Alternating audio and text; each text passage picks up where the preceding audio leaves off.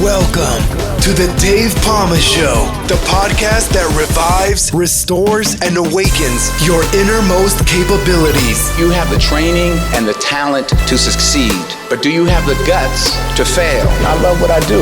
When you love what you do, you want to be the best at it. Today is about the power of you. You will change the world. Find your path to success through the journey of those who have succeeded. And now, your host, Dave Pamah. Hi, welcome back to the Dave Pamah Show. And with me today is someone who is redefining Hollywood and wellness, blending award-winning acting, filmmaking, and transformative retreats with unstoppable energy and purpose. Zina Wilde, welcome to the Dave Pamah Show. Hello, thank you for having me. Oh, it's a pleasure having you here, Zina. It's very much a pleasure. And I know you're pretty much American, really, in terms of like that's where you've pretty much done your whole working life, really, isn't it? And kind of student life. So, correct. But I think it's good to say that you kind of have kept your Greek roots and sure. Probably haven't forgotten that you was born in London. So yes. my mum's from the Caribbean and my dad's from somewhere near where you're doing one of your retreats in Mauritius, a little tiny island just amazing. off Madagascar on the Indian Ocean. And it's a top wellness retreat as well, actually, but destination. But we can talk about that either off air or here to see. That's what great. My mum's from the Caribbean, so she's from an unspoilt small island. So, but a lot of my family there do live in London, in New York, as well as in London and UK. Oh wow! So Brooklyn, I've been there quite a lot actually. So oh nice. Where in Brooklyn? Which part? East Flatbush. I stayed there. Oh nice. For some of my family. I don't know if they're still there. Some moved to New Jersey because this is over a long time ago, and somewhere near President Street, which is near Brooklyn Bridge. Totally. Pretty much could see the bridge if you walk around and around. Just like I grew up near London Bridge, Tower Bridge, and so you could see that once you walk a little bit. So anyway, let's not do the Dave Pamah tour of what happened in his life. Let's see what's been happening in your life mostly. So tell me, what's one experience that shaped your journey and the way you approach both your creative projects and your wellness ventures? Well, it's funny because I think that it's like the whole thing of like the way that you approach one thing, you approach everything, right? So I feel like I really love putting creativity in everything. So especially for the wellness world, a lot of people might think that that's not as creative as the acting world or the filmmaking world. But I think that it's really important to approach everything from that perspective of creativity and authenticity. So it all starts for me in that place. So whether I'm writing a script or I'm acting in something or I'm creating one of the wellness trips, then it's all coming from that place of like listening to the internal needs and the vibe of what's going on in around me and addressing that. So it all comes from quieting myself and focusing. Yeah. Wow, that's quite a good lead up answer to everything that we need to mention. I mean, I don't want to make this a version of this is your life, but I mean, you was born in London like myself, but of course my parents were also immigrants at the time, so it could well have been that I could have been raised in either country, Mauritius or Caribbean, which was part of the British Commonwealth. Actually part of Britain at the time. It wasn't decolonized then, Absolutely, when they arrived. So and just as much as Greece is actually still part of the EU and Britain was part of it, but that kind of thing, Where in London was you born anyway? It got me when I was reading your bio. I was born in Hammersmith Hospital. Oh wow! Okay. Yeah. One of my fire stations. I'm an ex-firefighter, just like no, I did not know that.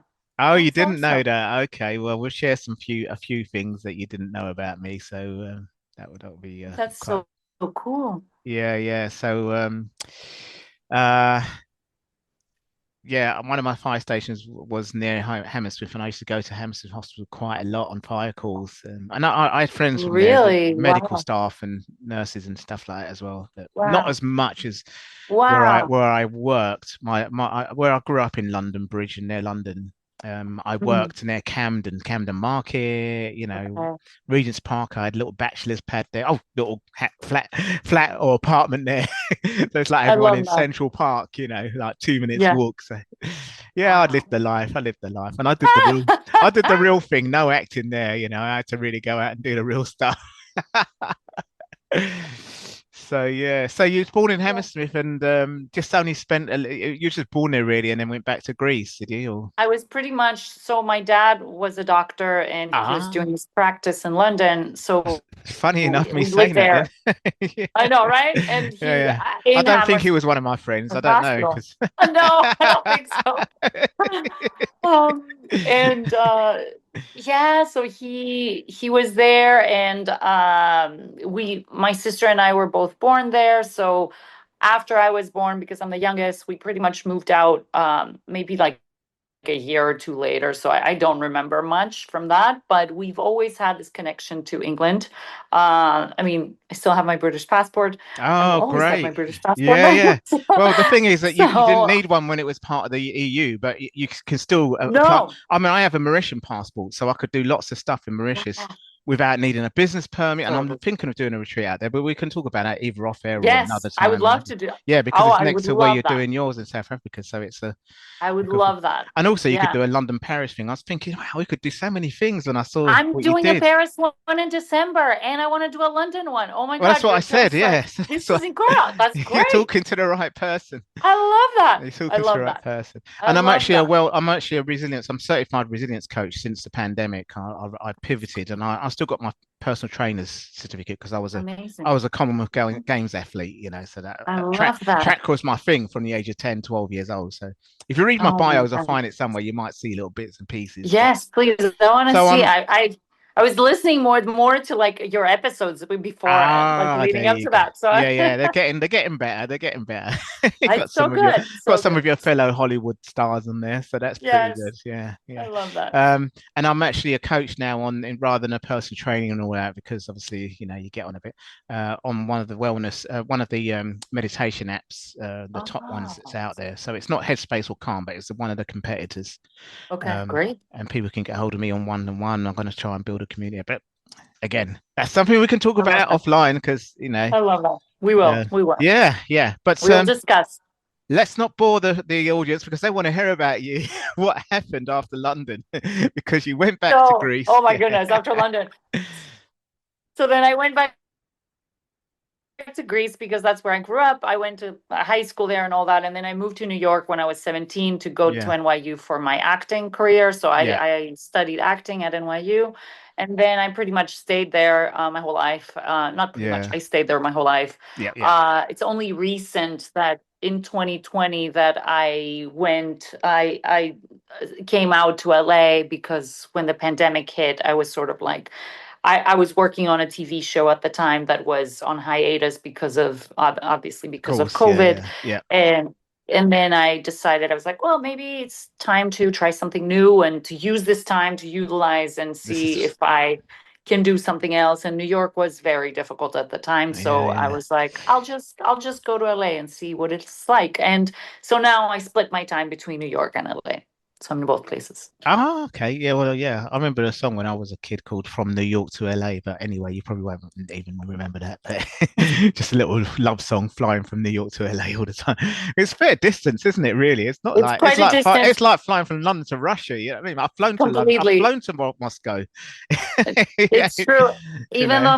I'm so used to it that it's London to New York feels like such a short flight compared to sorry, LA It's to not a New long York. haul, yeah. I mean, I've done long No. hauls, so I know. Yeah. And the worst one I've done is New Zealand, and I stopped Oh my over in God. LA actually. So, Wow. and that was only Wow. to refuel, so we couldn't even look around LA. I just saw it at Wow. nighttime with lights. So, That's but anyway, crazy. so yeah, yeah. Oh, fantastic, fantastic. Well, um, so you really, you went there when you were 17 years old. You are, I mean, because as I say, I have uncles, aunts, and cousins that were born in New York, but the aunts, cousins, and aunts came from the Caribbean and Yeah. went to live there at a young age, like in their 20s or whatever, and then settled down life there. Yeah. So Yeah. it's pretty much the same thing, and some of them are just pretty much a US citizen. They are US citizen, so Yeah. but don't forget their roots, it's pretty much what you've done, isn't it? You can't really. I think that there is like the downside and a plus side. There is a thing that I find that it's almost like you're not truly 100% one thing, like ever. Yeah, So no, that's that, right. I'm global. I'm pretty much. yeah, I'll say I'm global. I'm global yeah, citizen. That's it. That's the term that you use. right. Yeah. British citizen, obviously, but a global citizen. So, and I've got another passport as well, like yourself. So Right. you got three, I think, haven't you? Yes. I got free. Yeah. Yes. So yeah. So when you're 17, you did the acting thing. You also worked as a waitress. I saw somewhere. Oh yeah, I worked as a waitress for a long time. Yeah. But yeah, it was actually it's honestly one of my favorite jobs I ever had because it was But it's not I uncommon, is worked it? It's not no, in not at all. LA. In LA, Not at you're all. flooded with actresses and actors or actors, I should say In now. LA, sure, Yeah. but I think New York as well. It's Oh just right. Okay. it's a common thing because it's a place where you have the flexibility and you can it's also like it's honestly for me I liked it. It was a way to make fast good money, especially if you work in a place where you enjoy. And I was really lucky. I worked in a place where it was like family. It wasn't just oh, I hate this and I'm going to do it. And I think that that is a true thing for a lot of young actors to do something that also fuels you, because if you keep on burning the edge from one side, it's just eventually it's gonna catch up with you. For me, I actually really enjoyed that job. It was family. I still consider them Yeah. family. No. I So mean, I actually it's spent some time in the Philippines, and they have their first family because it's a very family orientated thing, like India. You got a massive family around you like that, yeah, and it's same in the Caribbean actually. yeah, But then you go to work in a restaurant or something like that because a lot of it is service based type jobs they do. That's why there's a lot doing that abroad, yeah, and that's family to them as well, and especially a lot work abroad. Like in Dubai and a lot of places yeah, actually. So a lot of Filipinos everywhere, isn't there? So. mhm, Um, yeah. but so yeah, so you got a break in your acting career in the end, and Yes. ditched the waitressing. Well, actually, that's kind of a funny story. I was working in that restaurant for so long that because acting is so impermanent, for the first couple of seasons on the show, I still kept one shift a week and I would Right. work Just to one shift a week yeah. just to have the I know. security. And it got to the place where my boss was like, I don't think you need to be working here anymore. And Yeah, I know. I I was know. like, you're right, it's true. It was definitely like the fear of letting go and what if this doesn't work and all these Mm, things. But I think it was a really good lesson in that and in letting go of something that is, as everything is impermanent, that was just another form of that. So yeah. but yeah, I had a I was friend. very lucky. I had a friend who was a firefighter. He joined just before me, and then he Hmm. got a part as a Hmm. gladiator in a TV show called Gladiators. The one where the Uh-huh. competitors come, Gladiator, you ready? I don't know if you got it. I think it's in the States as well, isn't it? I think It's not the so, movie, yeah. not the Yeah. movie. It's just a TV Yeah, show yeah, where they're yeah, just fighting, yeah. go on this travelator and trying to, um, and so he got famous with that. But of course, all he did was just counted up all his shifts, days and days off, and did it because you block. What you do is what I do with my podcast show. You just film a load all together and then just batch the episodes one by one like that. I Um, see. yeah, so but he's still a firefighter. He went back when the show I stopped, see. Yeah. because Yeah, it that was makes just that sense. kind of job, really, where you just really Yeah. your heart's in that job, really. Um, so right, yeah, so you got your big break and eventually left waitress. No, I I did, know, look, yes. I know, it's just a gap filler. Actually, you are an actress, but it's just that it just so happens that you got to pay the bill somewhere while you're waiting for your big break, aren't you? Really? So. I mean, do you know any actors that don't have a day job in the beginning? I don't know what you're I've talking worked with about. a few, yeah. I've worked with a few, and actually, I've put a couple of actors. They did like TV shows and things like that, but then they became a firefighter. So all sorts actually did that. Yeah. So, but anyway, they weren't big time names or anything like that. They were like Z list or something like that. But in any case, you obviously eventually got to do the Billion show. Tell us more about that, because I don't know if I've got that in the UK, or unless it's on demand in Netflix or something. Oh, okay. Even though it was because Damien is British, so I would think that. Okay. Yeah, I would think that it would be. It would. It might be. It might well be, but I just probably it's just me really. But yeah. So tell us more about how that came about and. Well, tell you about the show Billions that I was on. And how you came about, how you got it, and your kind of personal experience. You don't have to tell us about the show, because I'm sure lots of people know about it. No, of course. Well, I was very lucky because one of my good friends is the casting director for the show. So she asked me to audition, and I auditioned for another role originally, and then I didn't get that role. But then shortly afterwards, they were like, "Oh, we want to bring her in for this," and then that's how it happened. So then I booked the role of the assistant to Damien's character, which is he's the main character of the show. And I was completely ecstatic because I got to work with some of the most amazing actors for 7 seasons. So it was truly a gift that I got.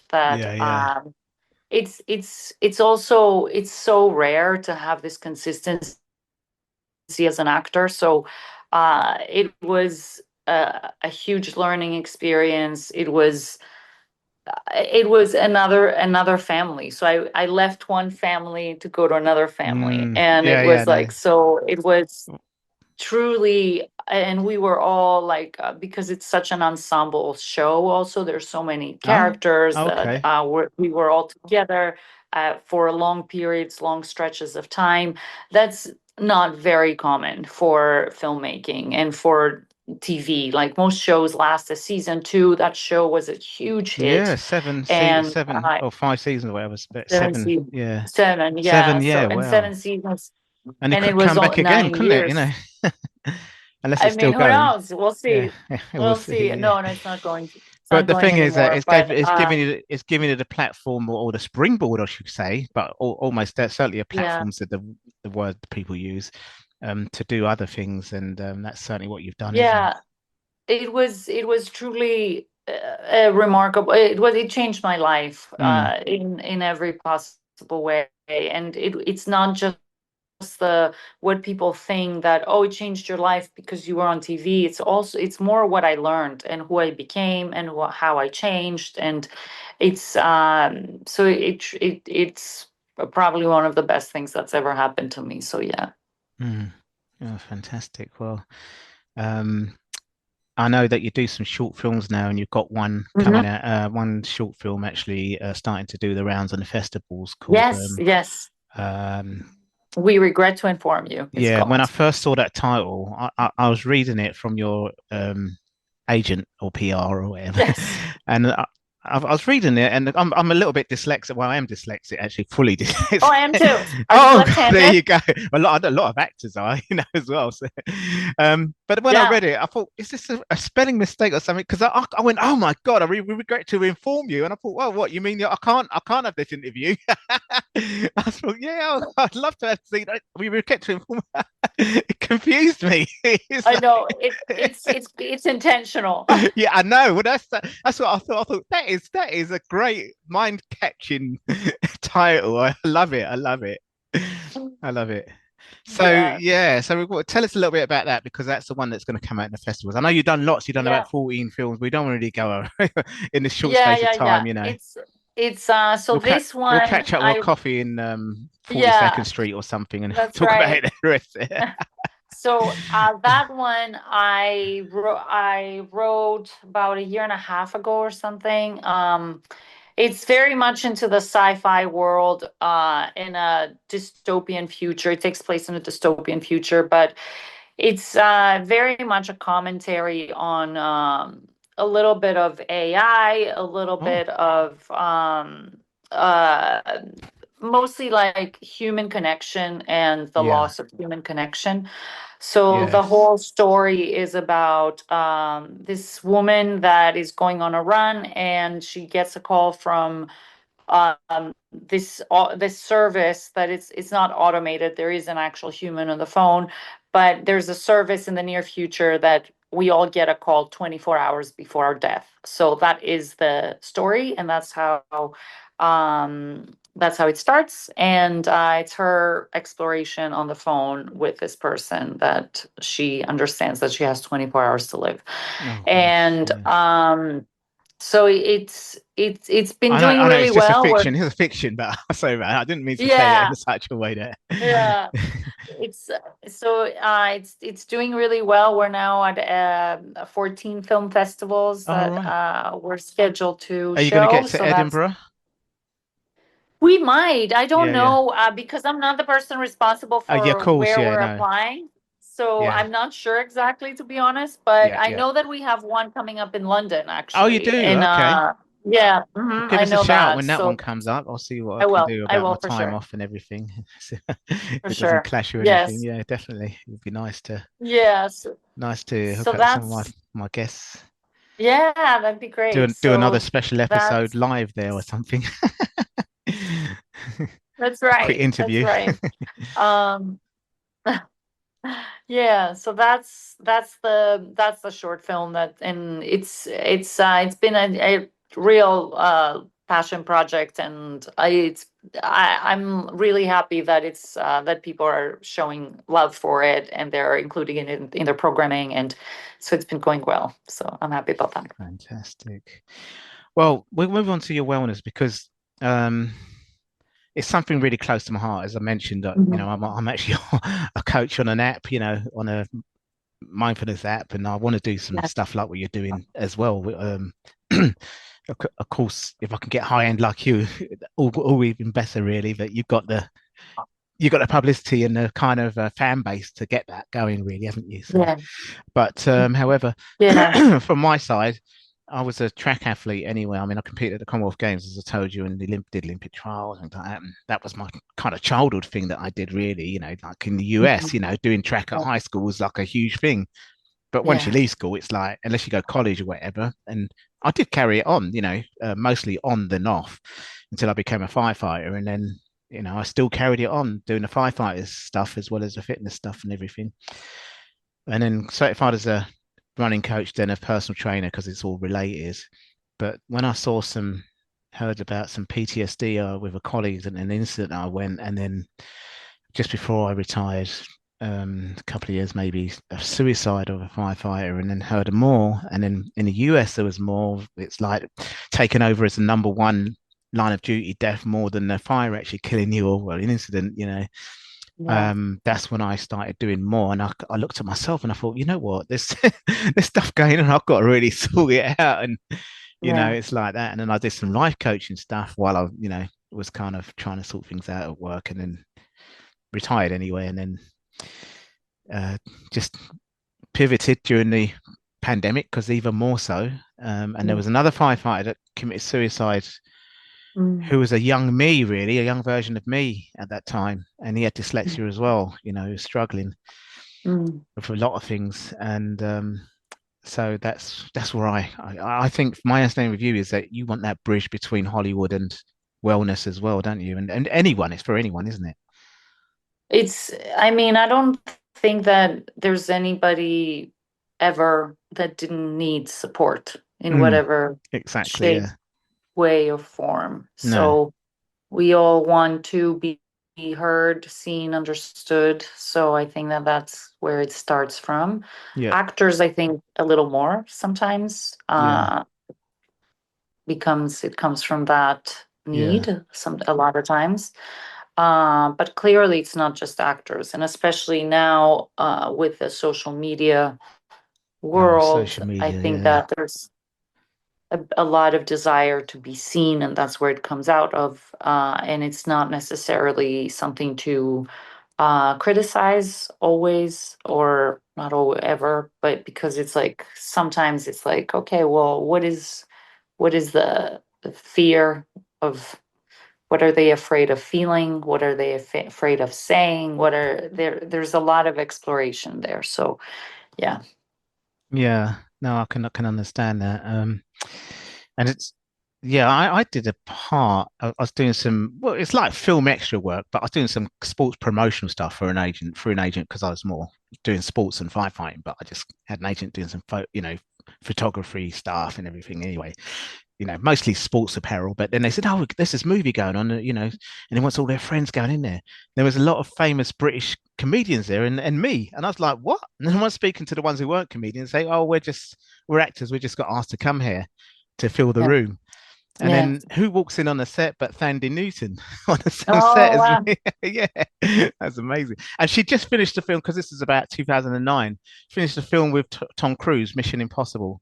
And then she Okay. went on to do a film with Janet Jackson, I think, The Free Girls and a few other things anyway. But Mm. so that was quite because she was in the same set as me at the bar, the same, I've actually got it on my YouTube actually. So it was Right. quite Right. a funny clip because it was a comedy film. Um, so I don't suppose I fit the criteria of coming to your wellness retreat, do I? I don't have the money to pay. I don't think I have that much money to pay. I think it's about 9,000 or something like that. No, well, that's just for the South African one. Oh, But right. and Okay. it's All right. actually a little less. I think it's Oh, Paris now will be less than. You think Paris would be a lot? 7,500. Paris? Yeah, Paris Sorry? would. You think Paris would be quite a lot, wouldn't you?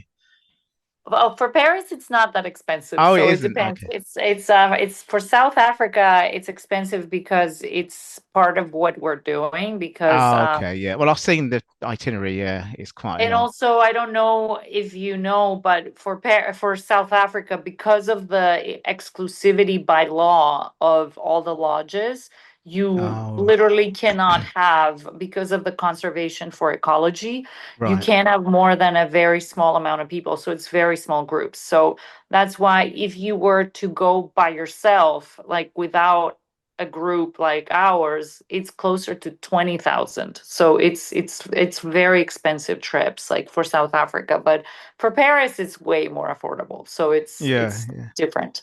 But that one, there's no way around it. And even the fact that we've managed to keep it so low is because Darren, the person that I'm working with on this one, is someone that is a filmmaker that is from there, Uh, that has access to a lot of people. So for right. anyone that might be interested in joining, it's the one chance that you can get that thing for 1/3 of the price. So Yeah. it's not, it's impossible. Like I know, because I've been wanting to do it, and it was 20,000 to do what this trip offers. Yeah. So I mean, I know athletes that just go there on a training camp to do altitude mm, training and stuff like yeah. that. And I knew a Olympic silver medalist, and I ran with him at the Commonwealth Games and trained with him actually. He's from South Mm, Africa as well. I was going to do some altitude training with him out there, but that's about the only wellness side, fitness-based right. stuff I know about how to do it really. But Yeah. this sort of stuff is more what I'm doing now because I pivoted away from that personal training Mm, type, kind of yeah. muscle bound thing to doing, a bit like Yeah. Dwayne Johnson, he's gone a bit Right. a bit more softer and got the softer skills now, isn't he? Right. But Yeah. not in a horrible way, but I couldn't really. I can imagine him doing something like that now these days rather than Sure. WWE. He's gone so No, far. of course. Yeah. He still hasn't forgotten about it, but No. because his good friend died the other day, and Mm, he still kind of remembers him. well. But just tell us a little bit about the Paris one. I just got back from Paris about 2, 3 weeks Oh, ago. amazing. Yeah, How yeah, was but it? it's all right. Yeah, it's good. It's good. I actually went to look around a different place called Lille because we went to the Oh, train I love station. Lille. I was there in March. I was Well, the there in thing March. about it is that they've got a shopping mall that we've got in London, two big ones. And I'm Yeah. thinking, I'm in London here. You got Yeah. Yeah. Primark, you got what the hell's going Yeah. on? Yeah, Yeah. it's I was nice. there and It's like King's Cross, where St Pancras, totally. yeah, where we were. Yeah. I was in Lille in March because I was doing this festival that they do for series. It's called Series Mania. So I was developing another series that I'm writing. So anyway, I was there for that in March. But I also in like to say a little bit about what I'm doing in Paris. So I'm doing 2 weeks, 2 retreats. One of them so they're coming back, and it's more like an invitational group. So that's happening at the end of December, and Yeah. that's filled. But then in the first week, I'm doing a retreat that is. I'm very excited about it because it's about love and relationships, and it's based on that theme. So it's me and Brett Simon, who is a therapist, and he's I think I also a read that actually. filmmaker Yeah. that yeah. So he's also we share very similar backgrounds. So Yeah. he's a director and I'm an actor, and we would like to explore that theme based on the idea of storytelling also. Yeah. So we are Storytelling. Yeah. approaching it from that perspective. Yeah. And then also in addition to that, we would like to use a way to do it is like because we're trying to be more playful with everything with this idea of love and relationships.